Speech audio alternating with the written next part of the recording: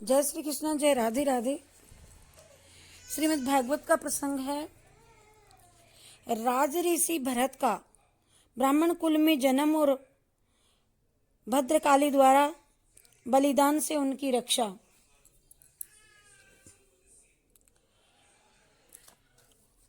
सुखदेव जी कहते हैं कि हे राजन, इस प्रकार मृग शरीर का परित्याग कर राज ऋषि भरत ने अंगिरा गोत्र के श्रेष्ठ ब्राह्मण कुल में जन्म लिया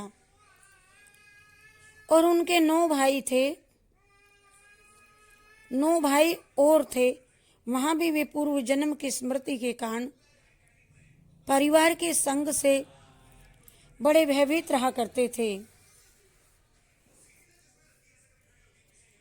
लोक में जड़, अंध, बधिर और पागल के समान व्यवहार करते थे जड़ भरत। पिता ने बड़े स्नेह से विधि पूर्वक उनका यज्ञोपवीत संस्कार करवाया और सोच, आचमन और नियमों की सभी शिक्षा दी, किंतु उन्हें यह सब व्यर्थ सा मालूम पड़ता था, क्योंकि उनका चित्त सर्वदा भगवान के चरणों में लगा रहता था। और त्रिप्रद्युम्न, शामित्रिम, भीष्म, संतिकान, मासानधियान, मपश्य मवेत रूपम ग्रह्ययामास। पिता के द्वारा पुत्र को शिक्षा दी जानी चाहिए, इस विचार से पिता ने उनको चैत्र आदि 4 मास तक गायत्री मंत्र रटवाया, किंतु उन्हें वह भी ठीक तरह कंठस्थ न हो सका।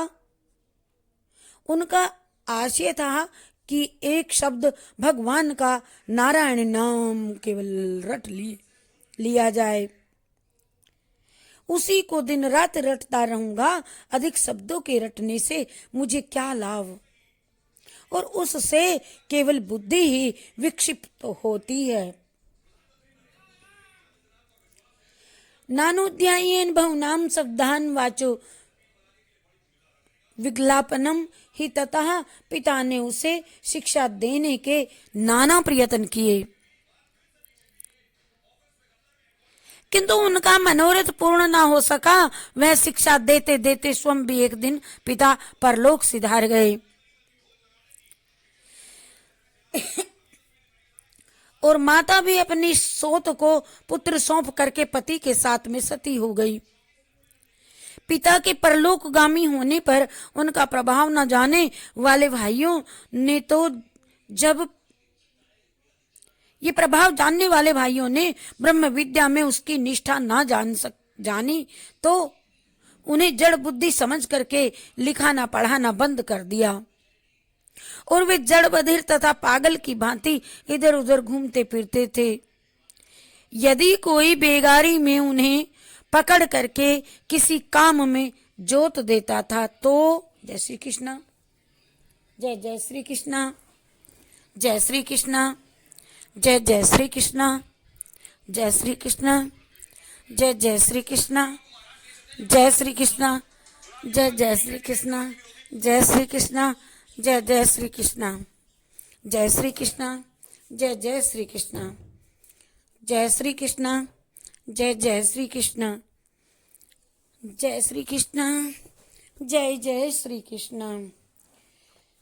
तो जब भाई उसे अपने और निजी घर के कठिन कामों में लगा देते थे, जड़ बुद्धि समझ करके लिखाना पढ़ाना भी बंद कर दिया। वे जड़ बधिर तथा पागल की भांति इधर उधर घूमते फिरते थे। यदि कोई बेगारी में उन्हें पकड़ करके किसी काम में जोत देता तो वह उसे भी कर दिया करते थे। खाने को रूखा सूखा जो दे दिया, कच्चा पक्का जो दे दिया, देव योग से जो उन्हें मिल जाता उसी से भी संतुष्ट रहते थे। सर्दी, गर्मी और वर्षा में सांड के समान नगन रहा करते थे और उनके शरीर पर धूल जम गई थी और जनेऊ काला पड़ गया था। लोग नर पशु कह करके जहां तहां उन्हें यह चिढ़ाया करते थे तथा नाना प्रकार के व्यंग उनको कसते थे जिधर जाते, किंतु वे किसी की कुछ नहीं सुनते थे, कारण उनका देहाभिमान निवृत्त हो चुका था। और जब कभी कोई 2 पैर वाले नर पशु पागल, मूर्ख या बहरा कह करके उन्हें पुकारते तो उसी के अनुरूप वो चेष्टा कर वैसा ही इशारा कर बोल दिया करते थे। और जब भाइयों ने उन्हें दूसरों का काम करते देखा तब उन्होंने भी अपने धान के खेतों में भूमि बराबर करने के लिए, भूमि को सम करने के लिए उन्हें उसी काम में लगा दिया। किंतु सम विषम का तो उन्हें कुछ ज्ञान था ही नहीं। ज्ञान सब कुछ था, लेकिन वो अपने इस जन्म को सुधारने के लिए सबकी दृष्टि में ऐसा कर रहे थे, किंतु सम विषम का तो उन्हें कुछ ज्ञान था नहीं। कहीं खोद देते, कहीं गहरा गड्ढा बना देते, और कहीं मैंड तोड़ देते, तो कहीं भूमि सम कर देते, बराबर कर देते। भाई लोग चावल की कनी खरी, भूसी जला भुना, जो भी कुछ अन्न बचता झूठा कूटा खाने को दे देते थे। वे उसे ही अमृत का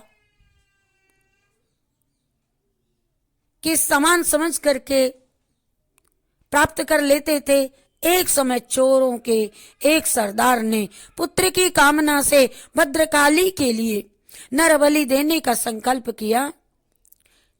जो मनुष्य बलि के लिए पकड़ करके वह लाया गया था, वह देव योग से अवसर पाकर के कहीं भाग निकला, और सरदार के सेवक अंधेरी रात में उसे खोजने चारों तरफ दौड़ पड़े। वह तो मिला ही नहीं।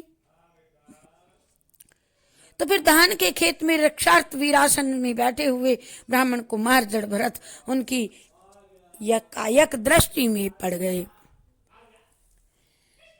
तब उन्होंने उसको देखा और सोचा कि इसी को ले चलते हैं। पकड़ करके उसको ले करके आ गए।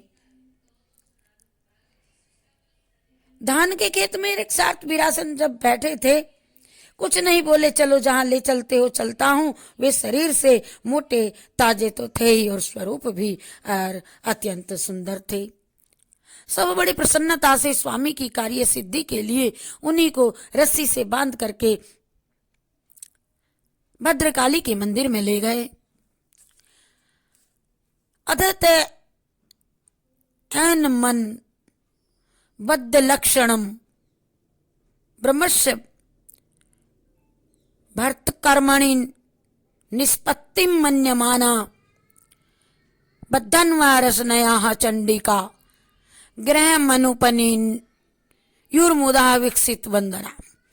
कहते हैं कि चोर सरदार के पुरोहित ने ब्राह्मण कुमार भरत को स्नान कराया।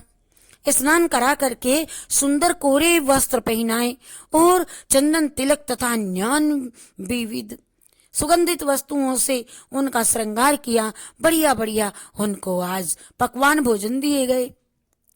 फिर धूप द्वीप माला खील पल्लव अंकुर फल और आदि उपहार सामग्री के सहित बलिदान की विधि से ढोलक मृदंग आदि बाजे बजाते हुए देवी के सामने सिर झुका करके बैठा दिया। तदंतर पुरोहित ने नर पशु के रक्त से देवी को प्रसन्न करने के लिए देवी के मंत्रों से अभिमंत्रित एक तीक्ष्ण खड्ग उठाया, और तीक्ष्ण खड्ग उठाते ही इस प्रकार धन के मद में उन्मत्त महातामसी इन दुष्टों का शास्त्र विरुद्ध भयंकर को कर्म देख करके दुस्साह ब्रह्म तेज से देवी का शरीर ही जलने लगा। जब देवी माँ का शरीर जलने लगा, वह एकाएक मूर्ति फोड़ करके बाहर निकल करके मां अंबिके खड़ी हो गई। ब्रह्म तेज साति दुर्वीर शहेण दंड हेमानेन बपूसा सहसोच्चाट सेव देवी भद्रकाली। सहसा उच्चाट से और क्रोध से उनका मुख लाल हो गया था और भ्रकुटी तनी हुई थी। उन्होंने पकड़ करके कड़क करके भीषण अट्टहास किया और उछल करके उसी अभिमंत्रित खड्ग से उन पापियों के सिर उड़ा दिए और अपने गणों के साथ उनके गले से जो बहता हुआ गरम गरम रक्त पान करके वे भद्रकाली माँ नृत्य करती हुई उनके सिर को गेंद बना करके खेलने लगी। देखिए दुष्टों का परिणाम। तत्पश्चात देवी ने जड़ भरत को उठा करके अपने हृदय से लगा लिया और ध्यान मग्न उनकी नेत्र मुद्रा को देख करके चकित रह गई। अनंतर भरत के सिर पर अपना वरद हस्त रख करके माँ अंबिका देवी भद्रकाली कुछ देर तक उनको प्यार करती रही और फिर वहां से अंतर्धान हो गई। भरत जी यह दृश्य देख चकित दृष्टि से यूं देखते रहे कि कुछ समझ नहीं पाए, कुछ नहीं समझ पाए कि यह क्या हो रहा है। अरे भाई, सच तो यह है कि महापुरुषों के प्रति किए गए अपराध का फल स्वयं ही भोगना पड़ता है। कर लीजिए किसी का बुरा, समझ लीजिए किसी को पागल, कह दीजिए किसी को मूर्ख और उसकी अट्टी कट्टी काया देख करके दे दीजिए उसके हाथ में फावड़ा। अरे तुम सोचिए कुछ कि तुम ये क्या कर रहे हो। महापुरुषों के प्रति किए गए अपराध का फल स्वयं को ही भोगना पड़ता है। वहां कोई बचाने वाला नहीं था। जब उनके सिर काट करके माता ने गेंद से उसी मंदिर के प्रांगण में गेंद से खेल दिखाया भरत जड़ को। एवं एवं खलु मैं दभी चारा त्रिकमः कातस अन्य आत्मने फलिता। हे राजन, मृत्यु काल उपस्थित होने पर भी जड़ भरत को किसी प्रकार की व्याकुलता नहीं हुई।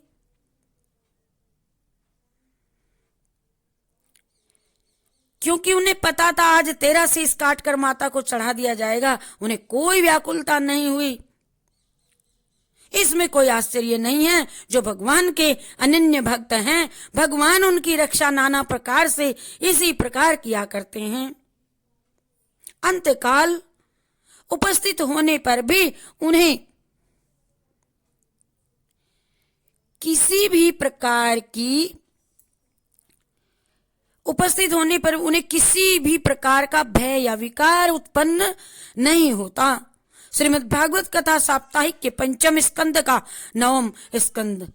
हरि शरणम हरि शरणम हरि शरणम हरि शरणम हरि शरणम हरि शरणम हरि शरणम हरि शरणम हरि शरणम हरि शरणम हरि शरणम हरि शरणम।